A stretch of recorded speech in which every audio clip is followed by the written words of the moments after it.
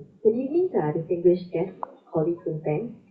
Thank you for joining us this evening for what promises to be an exciting conversation with Dr. Renee Wegrzyn, Director of ARPA-H, the Advanced Research Projects Agency for Health. Dr. Wegrzyn served as the first Director of ARPA-H, appointed on the 11th of October 2022 by President Joseph R. Biden. Previously, Dr. Wegrzyn served as Vice President of Business Development at Ginkgo Bioworks and Head of Innovation at Concentric Science Ginkgo, where she focused on applying synthetic biology to outpace infectious diseases, including COVID-19, through biomanufacturing, vaccine innovation, and biosurveillance of pathogens at scale. Dr. Wegrzyn comes to ARPA-H with experience working for two of the institutions that inspired the creation of the agency, the Defense Advanced Research Projects Agency, DARPA, and the Intelligence Advanced Research Projects Activity, IARPA. Dr. Wegrzyn is joined in conversation today by Professor Ng Huck Hui. Prof Ng is the Assistant Chief Executive of Research and Talent Development under the Agency for Science, Technology and Research, Singapore. Prof Ng helped to set up and implement several national funding initiatives, such as the Singapore Food Story, Prenatal and Early Childhood Fulfillment Potential, and Nucleic Acid Therapeutics. Prof Ng is active in research and sits on several boards, such as the Science Centre Singapore and NUS High, as well as several R&D funding steering committees. In recognition of his scientific contributions, Prof Ng has received numerous local and international honors and awards. We are honored to have Dr. Wegrzyn join us today, and we would first like to welcome her to provide a brief introduction of ARPA-H before we transit into the fireside chat. Dr. Wegrzyn, please.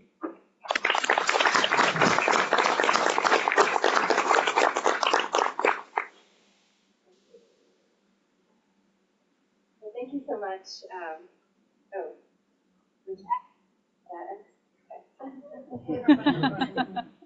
Couple of extras here. Okay. Well, thank you very much. We landed last night from the United States, and so I was a little bit worried of being tired at this point, but I'm so energized after the day that we had today. So thank you for taking us to meet leaders in industry, in the academic world here. We just met with the Deputy Prime Minister, and so we could not feel a more warm welcome than we have had here. So I thought it would be great to start, tell you a little bit about the ARPA model as a kind of a foundation before we start our conversation, because I think there's often a lot of questions about our model. So the Advanced Research Projects Agency for Health, or ARPA-H, was just founded 2 years ago. I think we're still the youngest new government agency in the United States.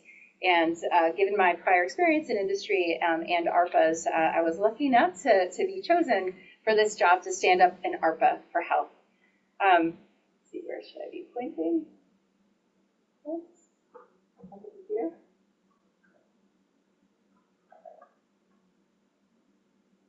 Thank you. So what is the promise of the ARPA model? So we're actually modeled after another organization in the United States federal government called DARPA, or the Defense Advanced Research Projects Agency. Don't worry if you haven't heard of it, because certainly you've heard of the internet and stealth technology and mRNA vaccines. And early investment by this government agency really provided the initial proofs of concept for these capabilities. So in the middle, this was a project called ARPANET. These are the original 4 nodes for the internet. Autonomous driving vehicles. This was an autonomous challenge for a vehicle to drive 180 miles, first in a rural and then an urban environment. And for mRNA, there had actually been a proof of concept from the U.S. National Institutes of Health that demonstrated that you could gene encode an antigen, but it had not yet been produced in GMP manufacturing capability. It had not been used in humans. And so DARPA really took that extra leap to accelerate those capabilities, and thank goodness they did over 12 years ago. So many of us, of course, have received this vaccine, and I know Singapore is really focused on creating the capabilities that we can do this with much more ease going forward to be ready for pandemic preparedness.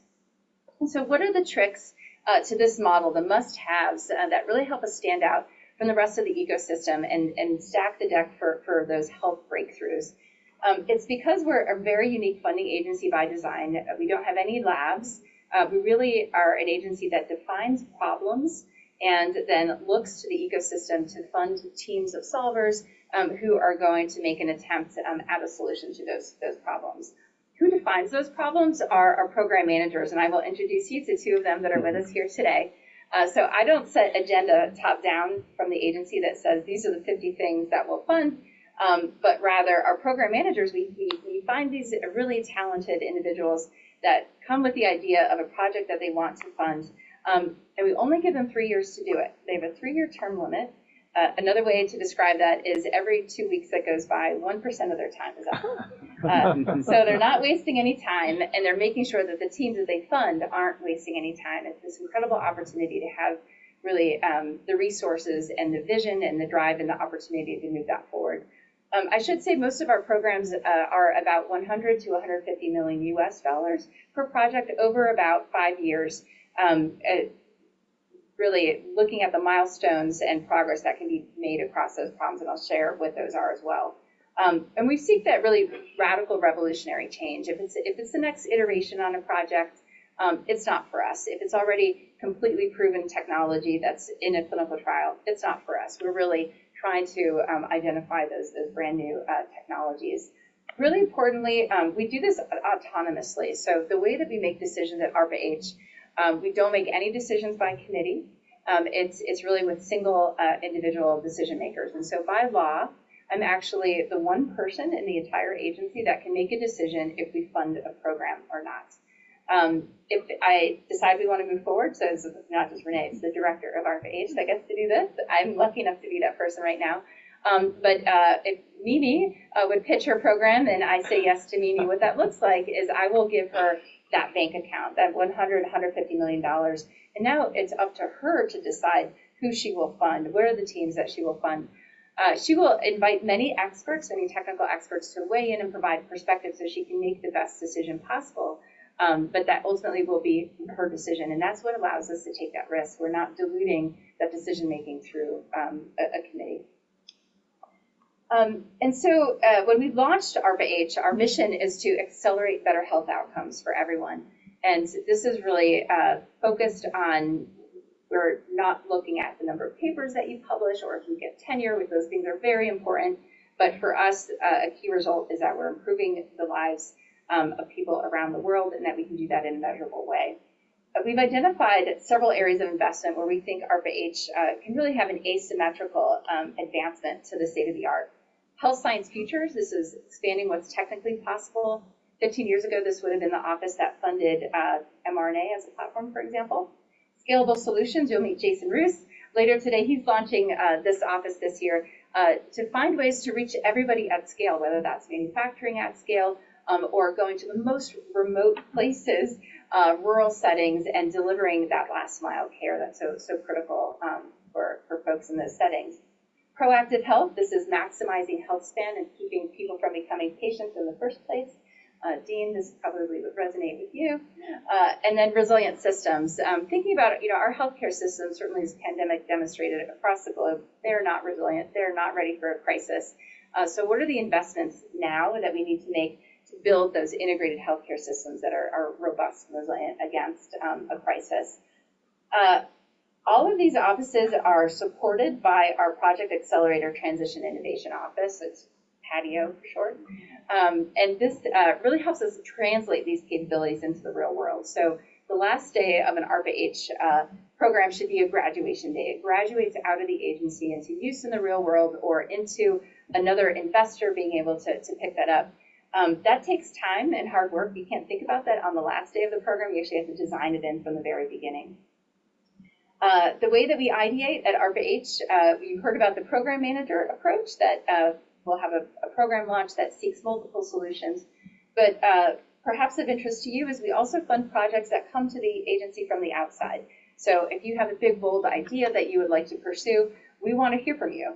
We want to make that a simple conversation to start. We ask a 3-pager that you just describe your idea, and if it's something that we're really excited about, our program managers will contact you and continue that conversation. We really want to lower the barrier to entry to have some of these conversations going forward. And so what does a project or a program look like that's funded by ARPA-H? We have 21 program managers right now. We've launched 17 programs. And here's just a smattering of the types of things you can find from our agency. Nitro, I know Singapore has an aging population, as do we in the United States. This program asks, what if we can make our joints heal themselves? Underlying this is innovation in cellular engineering for bone and cartilage. And so how can you have a needle-based injectable so you don't have to have implants in the future, but you could actually restore and improve your joints? And so this is a 5-year program that is really making those bets across those years, across multiple teams, ultimately to go to clinical trial by the end of that effort. The APEX program, what if we can eliminate viruses as a current and future health threat? This is not sort of a new idea, but the way that this is being pursued is certainly new technologically, using generative AI to create sort of, first on this earth types of antigens that we can pursue to take other viruses that vaccines don't yet exist off the table as threats. We're actually going to be announcing those awards here in the next couple of weeks. So look out for that. But what's important is that program will create the designs that can then be used for the RNA, DNA manufacturing capabilities of the future to really pressure test those new technologies. Embody is what if your immune system can manufacture cures for devastating diseases? So no longer ex vivo cellular therapies, but think about an injectable that can allow your own immune cells to start making those cellular therapies.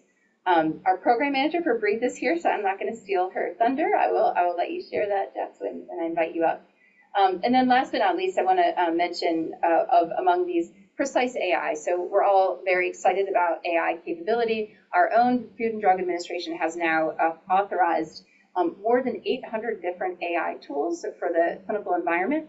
The challenge with these products is that they're developed on a very small training data set, oftentimes in a non-diverse setting. So as soon as those tools go out into the real world, performance immediately degrades when it sees real world people, different demographics. And so this program is really trying to auto-correct and maintain peak clinical performance. So this is another wonderful opportunity. This is the first time that the agency has been to Asia. We chose Singapore for the incredible work that you're doing, a community of doers that share values with us to pursue health innovation. Last year, we really built our U.S. nationwide health innovation network that had over 1,000 partners. These are folks that represent all 50 states, but that bring something to the table either as an advanced manufacturer or as a patient group, and really help ensure that we translate our investments into the real world. So our customer experience hub, this was competed across the United States, but Dallas won that award to bring us closer to patients.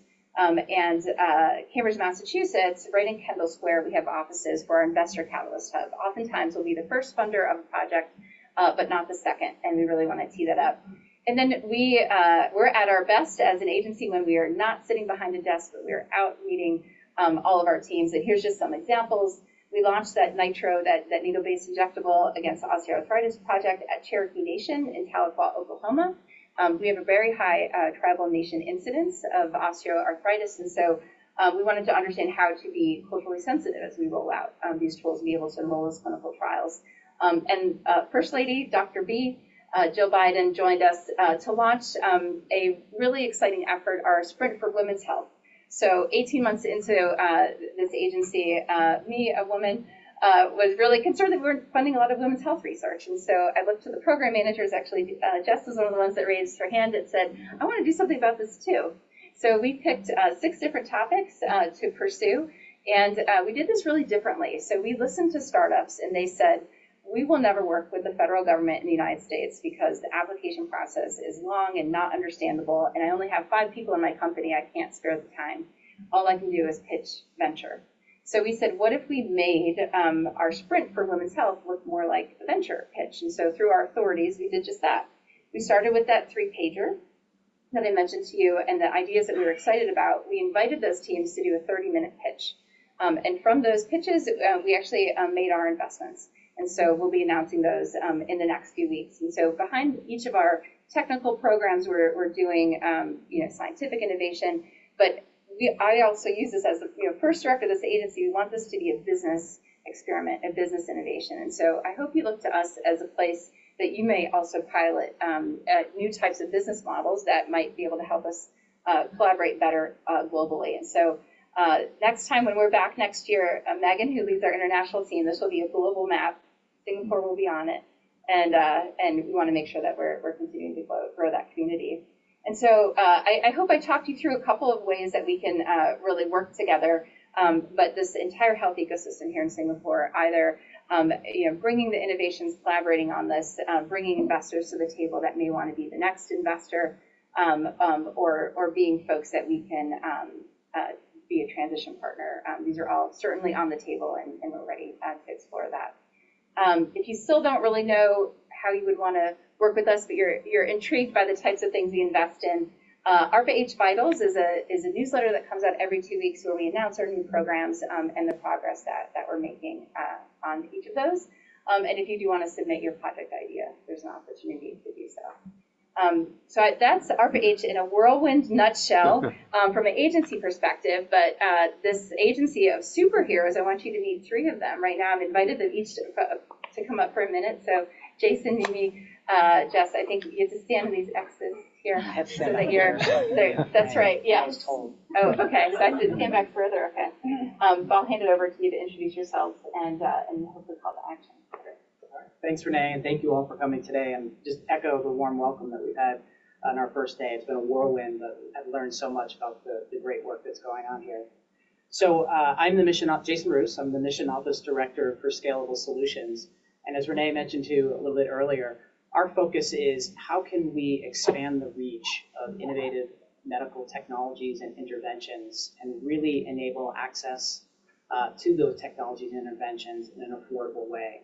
And so what we're interested in our office is those product innovations that enable scaling and also enable the acceleration of scaling so we can go from one to many as fast as possible. And some of these areas that we're interested in right now, we're still a growing office. So any of you in the crowd are going to be around afterwards. A couple of interest areas for us are biomanufacturing, how we can really get to a place where we have affordable cell and gene therapy, for example, really flip and make it so that those are minimally expensive and can reach many, many people. Also very interested in the supply chain space, something that we learned in COVID. Our medical supply chains are very fragile. And so what are those technology innovations that can help us to have more sustainability of our supply chains? How can we see ourselves and see those anomalies coming and better predict those anomalies? And then lastly, also looking at how we can bring technology closer to the patient to enable better access at home or in those remote and rural settings. So thank you again for coming, and I'm going to hand it off to Mimi Lee to talk about her program. Thank you. It's been just an amazing day. Thank you so much for being here. It's been really, really wonderful to hear about all of the innovative thinking and technologies that you're working on. So I sit in the Health Science Futures Mission Office that was described. I'm trained as a physician scientist, and this is my first government role. It's been really, really exciting. I come from academia and biotech and pharmaceutical companies. And I've been a decade in the innovative development of genetic medicines. So I dream about one day, when there will be interventional genetic medicine clinics for everyone, everywhere, affordable, accessible, given all the work that's being done in Jason's mission office as well. Really focusing on leapfrogging the technology to get into in vivo precision gene medicines, starting with ultra rare and rare diseases. I'd be thrilled to hear about all the work being done in that, because I'm quite aware of some. And I'm Jessica Green, and I launched the program that Renee showed an image of called Breathe, where the goal is to make indoor air always safe and healthy. So imagine a world where in a room like this, not only are there autonomous sensors that are checking the temperature and relative humidity to make sure that we're comfortable, but there's sensors to make sure that there are no pathogens or allergens that are in the indoor environment. And if there were pathogens and allergens at a level that would make us sick, that the building would autonomously respond to that, and as an example, increase the air changes per hour in that space. So the Breathe program was launched in April, and a sister initiative called Pro Microbe, there's still an open call until November 4th to apply for that. where this initiative aims to discover what a healthy indoor microbiome is. So are there microbial communities or elements of microbial communities that we're not aware of today that actually make a building more resilient? And so I would really welcome talking to anybody who's interested in the healthy building space. As Renee said, I'm also contributing to the Women's Health Initiative with a focus on ovarian health. And finally, as a future program, I'm very passionate about the intersection of climate and health.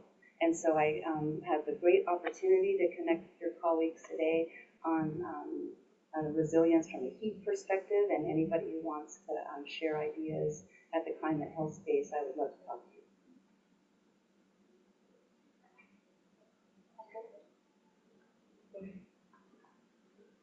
Thank you very much.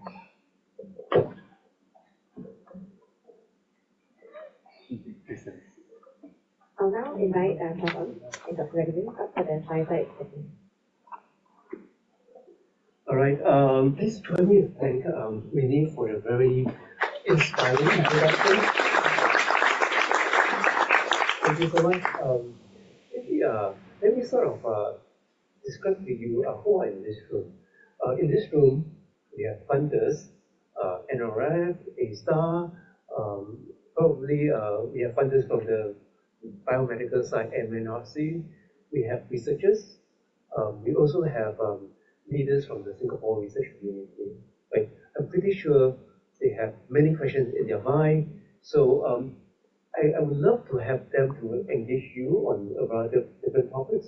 So for me to kick off this fireside chat, maybe I'll frame this that as funder, we are always thinking about how research can lead to impact. And we would love to hear your views about how ARPA-H think about driving research towards impact. Well, thanks for sharing who the audience is. It's really exciting to have such a diverse group in the audience here. And so what I'll describe, each of you will probably listen from your own perspective. So ARPA-H is disease agnostic and technology agnostic. So we really are open to any wonderful idea that it will advance the state of the art. And how do we assess that? We actually have a framework of 10 questions that each of our program managers has to answer. It's called the Heilmeyer question, named after an early DARPA director. And this is basically the answers to these questions, and evidence to support them is how we make those program decisions. So what is the problem in health you're trying to solve? What's new in your approach? What's the status quo? How's it done today? And then what's new in your approach? This is the big one. So this is where technical chops kind of come to bear of what's the new insight, the new technology or new company that is going to be leveraged in this program. And then what's the impact? Is this going to impact 20 patients? Is this going to impact 20 million patients? Both are totally valid answers, but it really changes the way you would approach the challenge. And then really tactically, how long will it take? How much will it cost? And then what are the milestones that you know you're making progress? If this is a moonshot that will be successful 10 years from now, how do you know 6 months in, 1 year in, that you're on the right path? And then really special for ARPA-H, we added cost, accessibility, and then CX/UX, customer experience, user experience, because we know our tools have to be adopted in the real world. That last one, that CX/UX, startles, I think, a lot of federal funders because it's not like government investment thinking, at least traditional government investment thinking in the United States, but it's really, I think, how we set ourselves apart in this ecosystem. So I would love to invite the audience to sort of pose questions or even to pitch ideas to Renee. Maybe while you're doing that, I've been reading about the ARPA model, and it really intrigues me. And I sit on a few review committees before. One of the challenge that as review committee we face is how do we pick the best idea? Bearing in mind that idea needs to be implemented, there will be certain risks associated with that. So what is your view about that? How do you sort of, in a way, future winners? And how do you manage the risk in this process? So as part of that framework, the program managers do identify what all the risks are, not just the risks that it might not be successful. Sometimes it's a regulatory risk. Sometimes it's a reimbursement risk. And so they need to be thinking about that from the first day. They also need to be thinking about who's the next funder, right? Will this transition to the government, or is this going to go to the private sector? And so mapping that landscape and understanding and acknowledging those risks, and then having a strategy to address them is really that active program management. We don't issue any grants. It really is contracts and cooperative agreements, because our program managers have a seat at the table, try to help you solve your problems. But if not, they also have the autonomy, if they need to make a decision that they will not continue to fund the group. That is also a really important responsibility. So again, if you often our program, actually our budgets for our programs are designed that we sample a whole solution space. So you mitigate risk by looking at many solutions, but by the end of the program, there's an attrition and a smaller subset of them are funded. If you have any questions, please come to the mic on the side of the seminar room.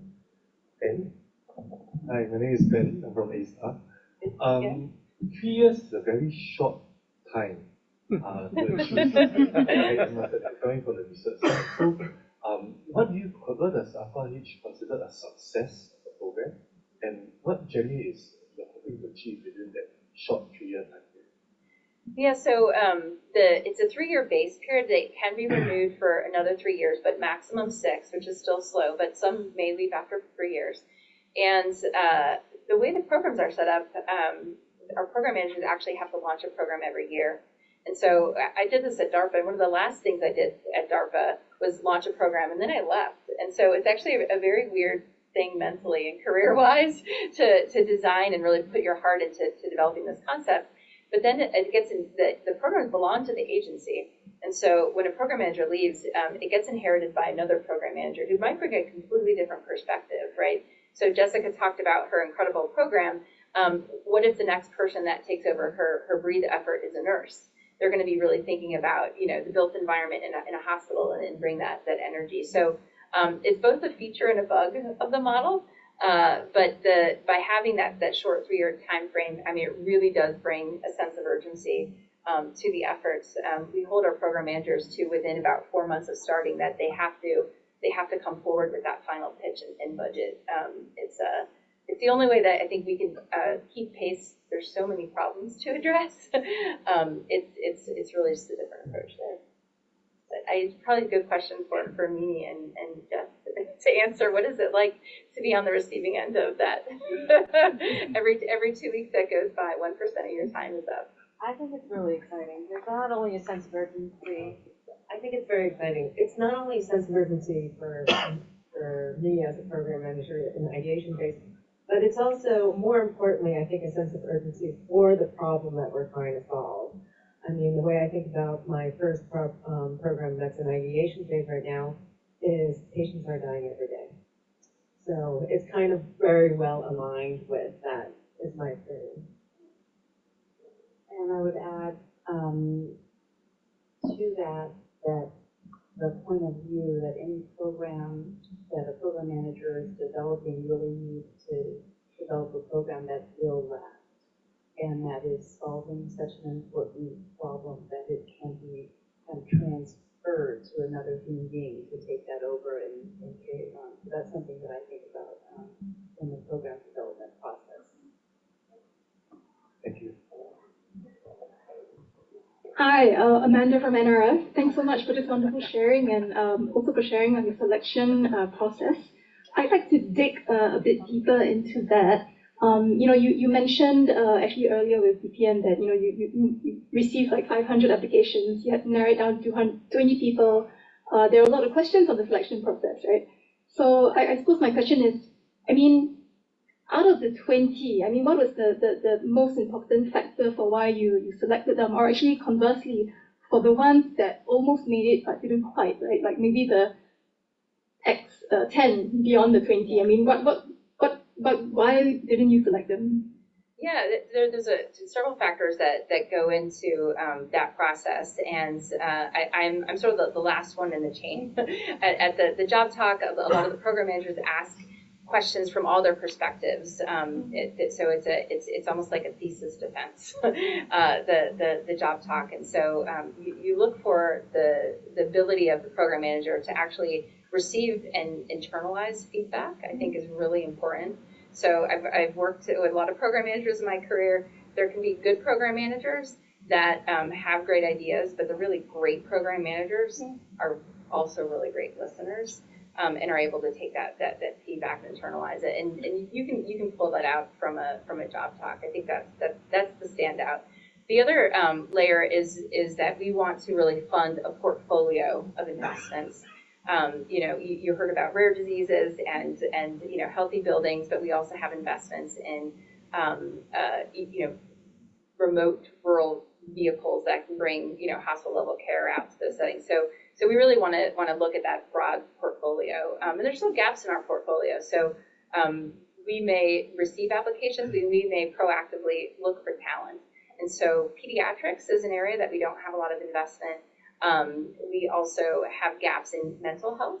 And so these are areas that we're really actively pursuing opportunities. And when we had a gap in women's health, and as an agency, we sort of rallied to address those challenges. Thank you so much. Let me add on to what Amanda has asked.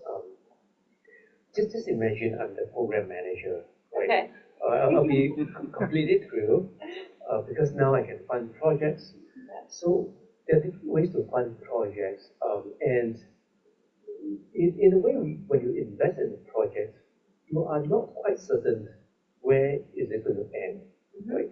So as a program manager, do you actually sort of try to get the different projects to converge to a common end goal, or do you sort of seed the ideas and let the project progress, and hopefully one or two can make it to the end finishing line? So if you were a new program manager, I'll tell you what your first 3 months or so looks like. So after you have your great idea and you come in-house, we introduce you to our transition team, and they will help you do an assessment of your idea in terms of, is there regulatory risk? Is there reimbursement risk? And you'll start to have some of those conversations to understand how do you align this for success. And then you're going to talk to 100 technical experts in your deep field of expertise, and that's where you'll identify the milestones and metrics, and you'll identify what we like to call convincing scale. What is the scale of this effort that you need to do to convince somebody to be the next funder, to convince somebody to adopt this technology? And so in the case of our whole eye transplantation program, where we're investing in capabilities to preserve organs, but also to reconnect the optic nerve and then get those signals processed, we're saying 2 patients is probably convincing scale. Once that you can do it, and twice that you can do it again. Some of Jason's manufacturing concepts that he described, it might be billions of doses of something. That's convincing scale. And so that takes some time to make sure that you get that right.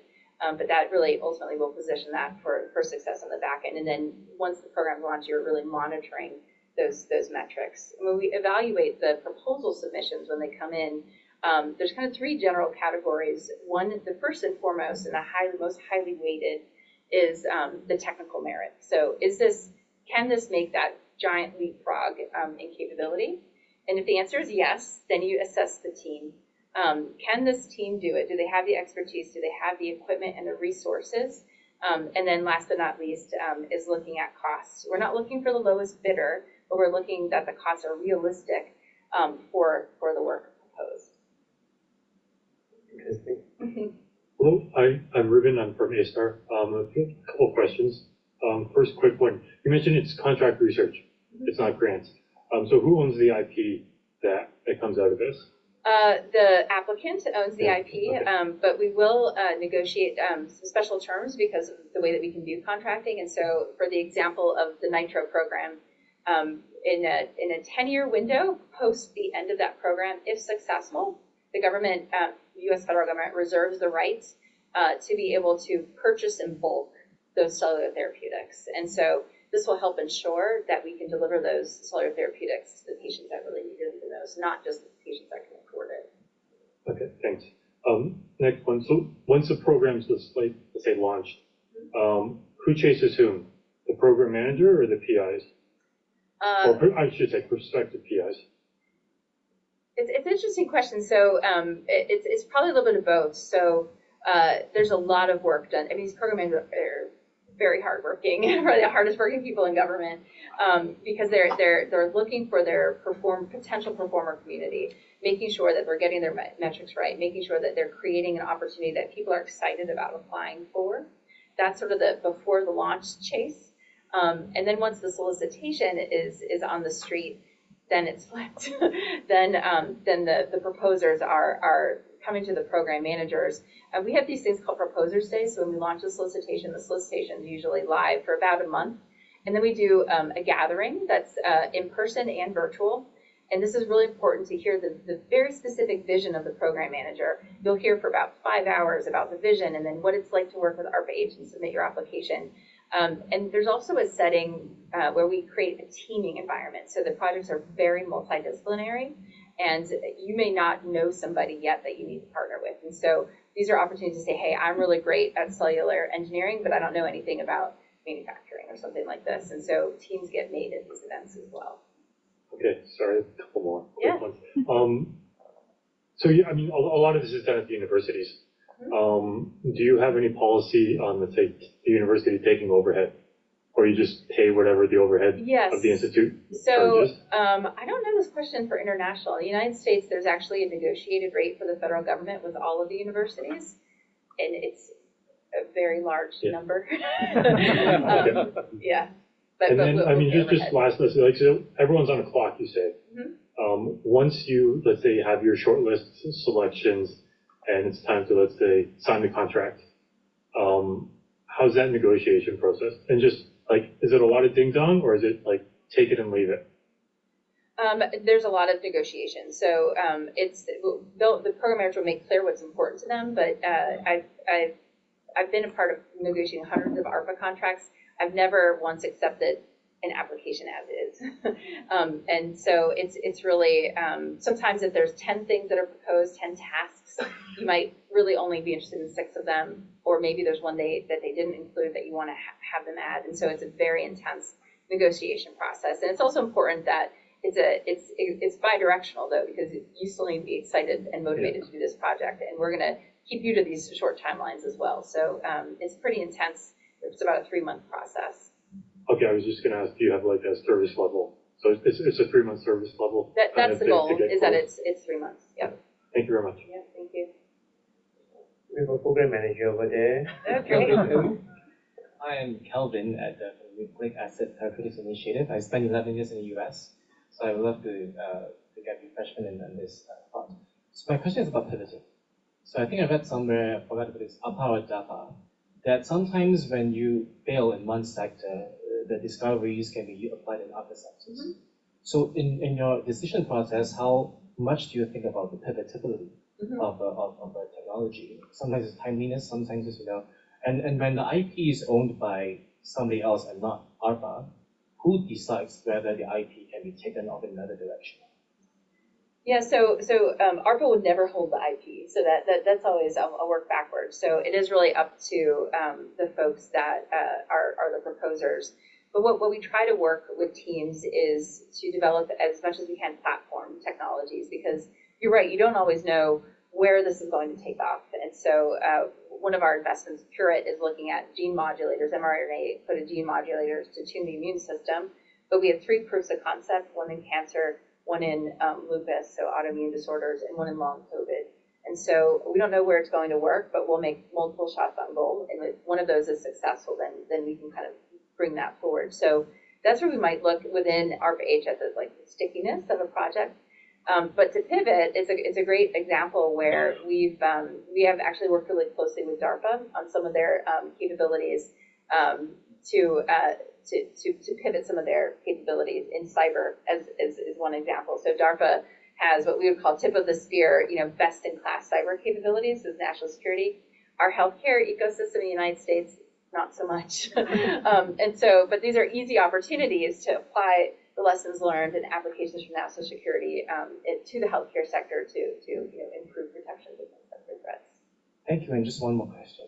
Have you given an example where there's something that you really want to solve, but the talent pool in the US is just not enough?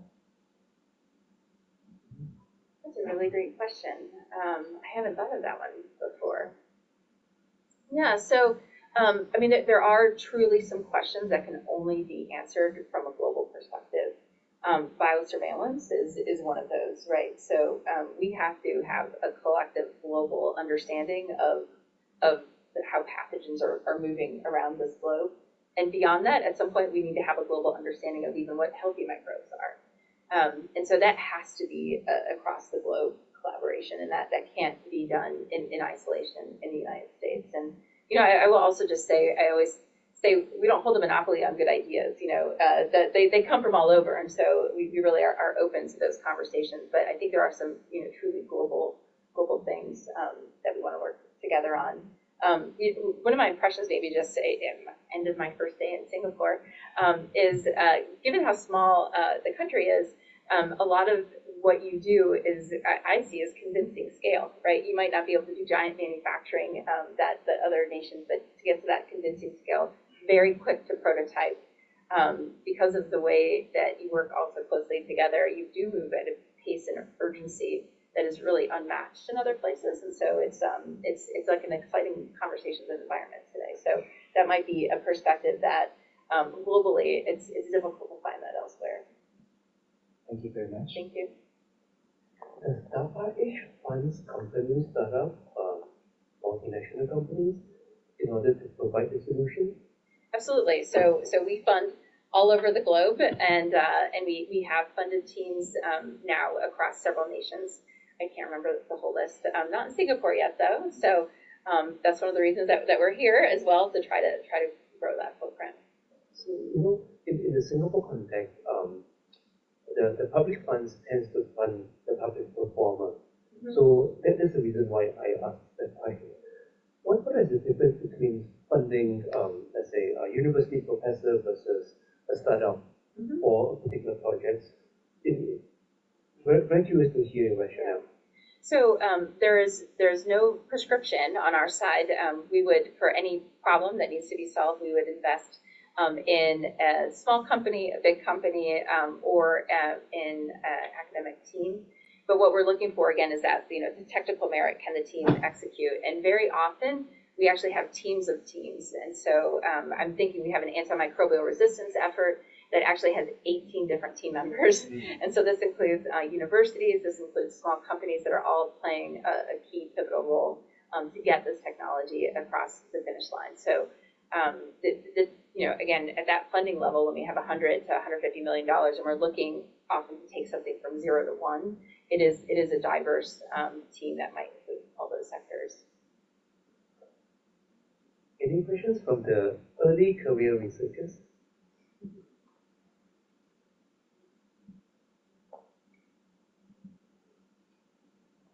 I would imagine easily in their mind for the early career researchers, some of them would inspire to be a sort of a program manager, just like how they are being paid for this.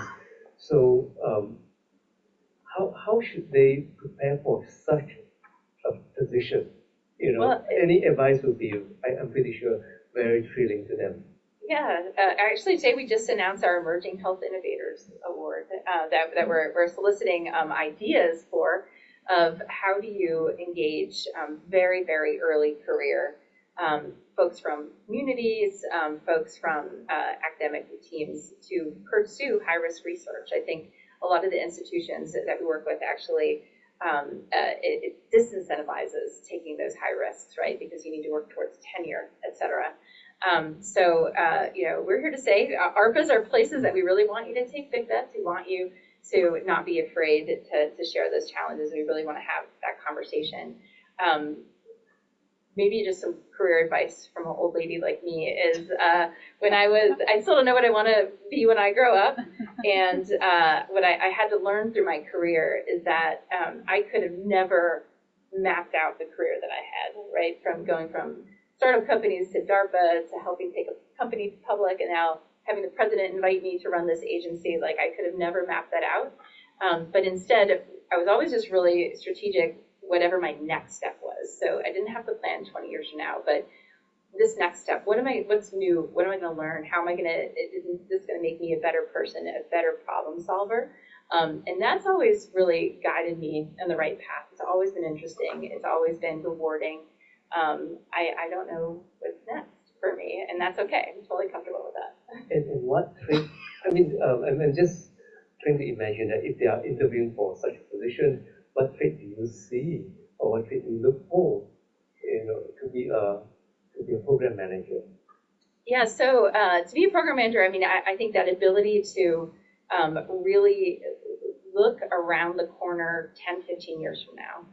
If you want to imagine, like, what is that future of health that you want to live in, and what needs to be true for that to happen, and then work backwards from that and figure out, okay, these are the investments that need to be made. These are even the policy landscape that need to be true, because that's always going to be slower than technology. And so to me, I think that's a really helpful way to look at it. And then don't be afraid to ask mentors. I mean, I found people really like talking about themselves if you ask them questions, like maybe showing right now. And so I've always enjoyed those conversations. There's something that you're unsure about, or maybe you're not an MD, but you want to know what it's like in a day in the life. Like, people are always wanting to talk. Hi, I'm Megan from Smart here in Create, and I'm just wondering, you mentioned after you have a program put together, and then there's like trying to solicit people to join it, and you said there was basically a day talking about meeting, and it become, are there teams formed during that day? If people want to contribute to solving this problem, like how would they get involved in that, I guess? Yeah, it really is a bespoke process. So let's say if the solicitation is announced and you see yourself in that solicitation, you desperately want to pursue it, you can already start teaming and calling folks and say, hey, have you seen this? You want to partner with me? That's usually a very organic way. But we still get teams that come to Proposers Days and say, I have all of this expertise and I just have this one gap missing. So we create networking sessions live at Proposers Day, but we also create websites that facilitate, you can post your contact information and what you're looking for or what you bring to the table. And that's another way that folks team. And then we look for our program managers to inspire each other. And so if program managers, we had one program manager, I'd never seen a program manager ever do a poster session at a Proposers Day, but it worked. And then after that, all of our program managers were doing poster sessions. So it's really, kind of looking around and just seeing what's worked. But what's nice is that we give the program managers that autonomy to decide what's going to work for them, what's going to work for their community and their program. So for international people that are located around the globe, how does that work for them? I mean, do you have multinational teams? Mm-hmm. Yeah, absolutely. Yeah. All the same. We'd invite you, but often those folks join hybrid instead of flying there if they can't make it. But absolutely, they can be part of those teams. Great, thank you. I guess time flies. Probably. We had fun. Yes, indeed. There will be a reception after this. Before that, please join me to thank Renee for her effort, her time to come to Singapore with her team over here. Thank you very much, Renee.